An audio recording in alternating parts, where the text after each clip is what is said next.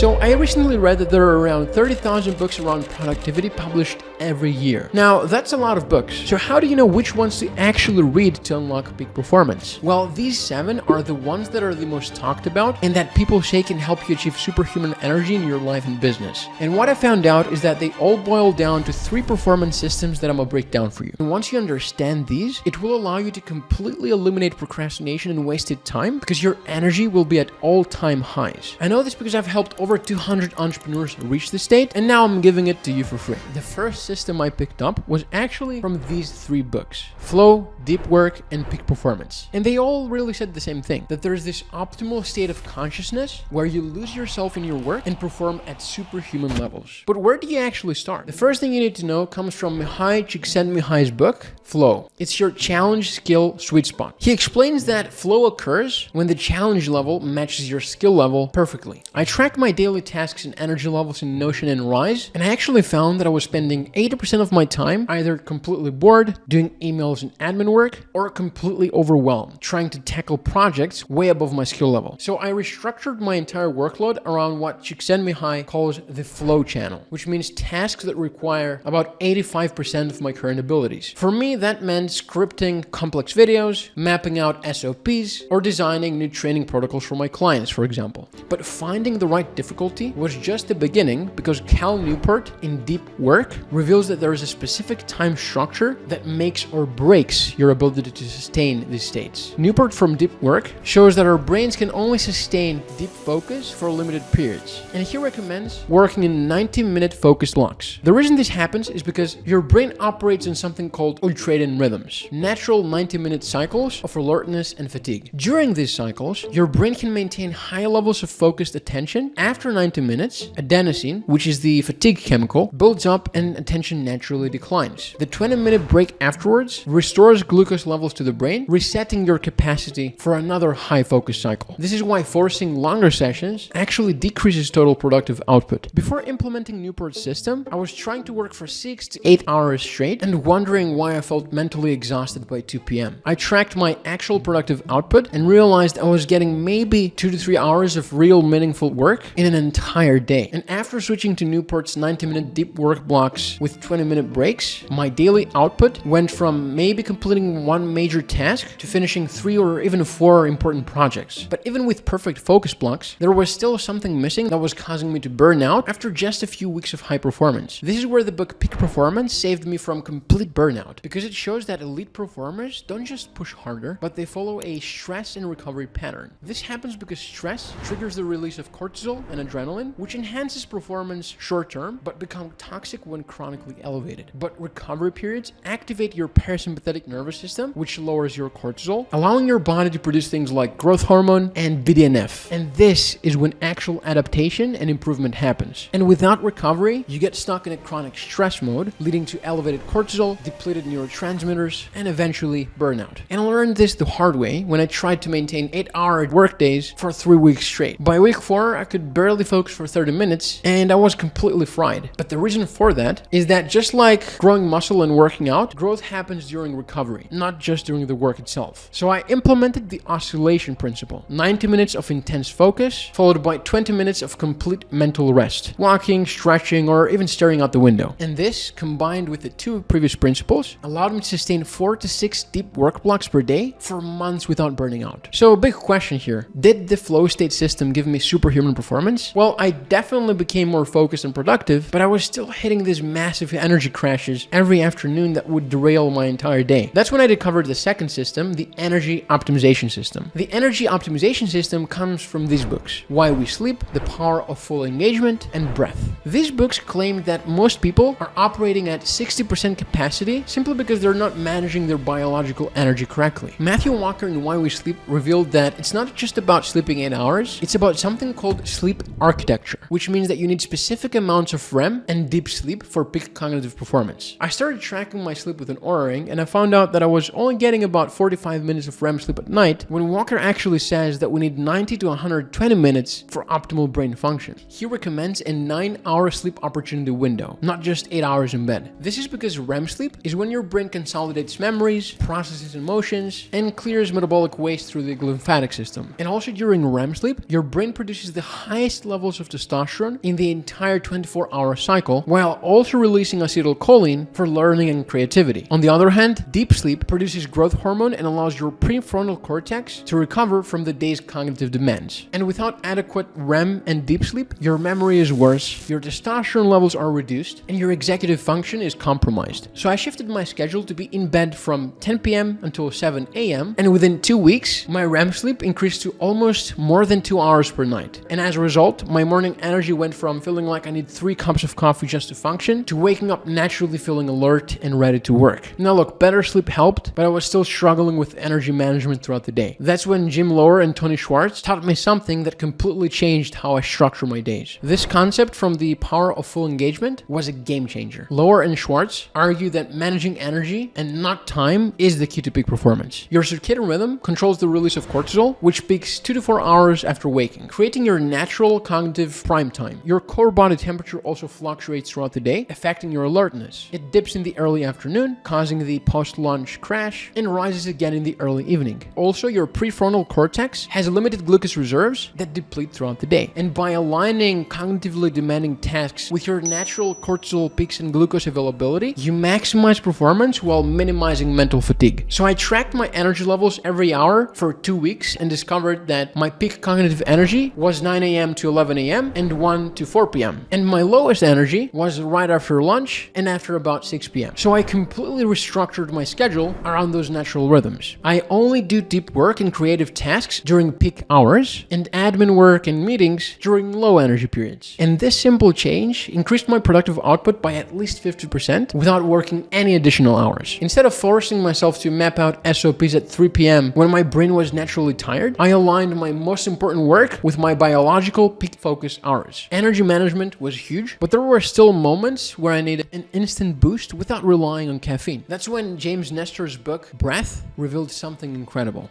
He shows that specific breathing techniques can change your nervous system in under 30 seconds. This means that you can literally hack your energy levels with your breath. You see, when you do rapid breathing like the Wim Hof method, you're essentially hyperventilating, which lowers CO2 levels in your blood and increases oxygen. This triggers your sympathetic nervous system, your body's fight or flight response, releasing adrenaline and noradrenaline levels naturally. I started experimenting with the Wim Hof method, which is essentially 30 rapid breaths followed by a breath retention at the end, every time I hit an energy dip. The first time I tried it, I went from feeling sluggish and unfocused to completely energized in just about 2 minutes. This became my secret weapon. And instead of reaching for another cup of coffee at 3 p.m., I'd just do 2 minutes of breath work and get the same energy boost without the crash later. And if you're an entrepreneur trying to optimize your health, focus, and productivity so that you can make more money and get more done while working less, I invite you to click the first link in the description where I can literally show you how we can build you a custom plan to leverage your biology in order to get more done in 1 month than most people do in an entire year. Now, the energy optimization system made my energy levels definitely improve, and I was way more consistent throughout the day. But I kept hitting these mental barriers: self-doubt, perfectionism, fear of failure, and those thoughts would completely derail my progress for days or even weeks at a time. And that's when I discovered the performance psychology system from the book Mindset. It essentially revealed that the biggest barrier to peak performance isn't physical or even mental. It's actually psychological. And this book completely exposed my biggest weakness, because Carol Dweck made me realize that I was operating from what she calls a fixed mindset, basically believing that my abilities were static. You see, fixed mindset thinking activates your brain's threat detection system, releasing cortisol and shutting down the prefrontal cortex areas responsible for learning and creativity. When you believe your abilities are fixed, challenges become threats to your identity rather than actual opportunities to grow. Growth mindset, however, activates the brain's reward system, releasing dopamine when you encounter challenges and BDNF during learning, which literally grows new neural connections. And this neuroplasticity is what allows you to actually improve your abilities over time. Every time I hit a setback, I was interpreting it as evidence of my limitations. When a video performed poorly, or when I didn't meet certain KPIs in the business, instead of analyzing what I could improve, I'd think, maybe I'm just not cut out for this. Or when I struggled with a new skill, I'd assume that I didn't have the natural talent for it. But the book shows that this fixed mindset thinking kills performance because you avoid challenges and give up quickly when things get difficult. So I started catching myself in fixed mindset thoughts and deliberately started reframing them. I'm bad at sales became I'm still learning sales. This is too hard became this is helping me grow. This mindset shift increased my persistence drastically because instead of giving up after one failed attempt, I'd analyze what went wrong and try again with improvements. But unfortunately, mindset alone wasn't enough. And I was still getting overwhelmed and anxious because I was focusing on all the wrong things. And it's actually a principle I got from the book Peak Performance, which basically shows that elite performers focus on systems and processes and not outcomes. Because when you focus on outcomes you can't directly control, your brain activates the anterior cingulate cortex, the area responsible for anxiety and rumination. This increases your cortisol levels and suppresses your prefrontal cortex, impairing your decision-making and creative problem-solving abilities. Focusing on the process, however, again activates the brain's reward system because you're focusing on actions that you can control. And each completed process step releases small amounts of dopamine, creating positive reinforcement loops that sustain motivation and reduce anxiety. My problem was that I was obsessing about metrics that I couldn't directly control. Subscriber count, view numbers, revenue targets. This created a massive anxiety because my self-worth was tied to results that were partially out of my hands. So I shifted to what the book calls process goals. Instead of get 100k subscribers, I focused on publish one high-quality video per week. Instead of make 100k per month, I focused on have 10 meaningful conversations with potential clients every day. This reduced my performance anxiety significantly and actually led to better outcomes because I was focusing on the activities that drive results rather than the results themselves. Now, while focusing on the process helped with anxiety, I still struggled with bouncing back from major setbacks. That's when I learned about building what performance books call the anti-fragile resilience. The performance psychology books all emphasize that elite performers don't just survive challenges, they actually get stronger from them. And this is true because controlled stress exposure creates a phenomenon called hormesis, where small amounts of stress actually strengthen your systems. When you voluntarily expose yourself to manageable stressors, you build up your stress inoculation response. Your brain becomes more efficient at managing cortisol, your nervous system strengthens, and you develop what psychologists call stress inoculation, which is an increased confidence in your ability to handle future challenges. And this is the exact same principle behind physical exercise making you stronger. So I started to deliberately expose myself to controlled stressors to build mental toughness. Cold showers every week, difficult conversations I'd been avoiding, and public speaking opportunities that scared me. And each small challenge built my confidence in handling bigger ones. Because when I faced a major business setback, like losing my biggest client, for example, instead of spiraling into self-doubt for weeks like I used to, I was able to analyze the situation, extract lessons, and pivot my entire strategy within 48 hours. And measuring this was how I measured myself. But there was really one strategy that allowed me to take it to the next level and get work done 10 times faster than normal people. So watch this video next where I show you what it is, how it works, and how you can use it too to start making years of progress in just a single month.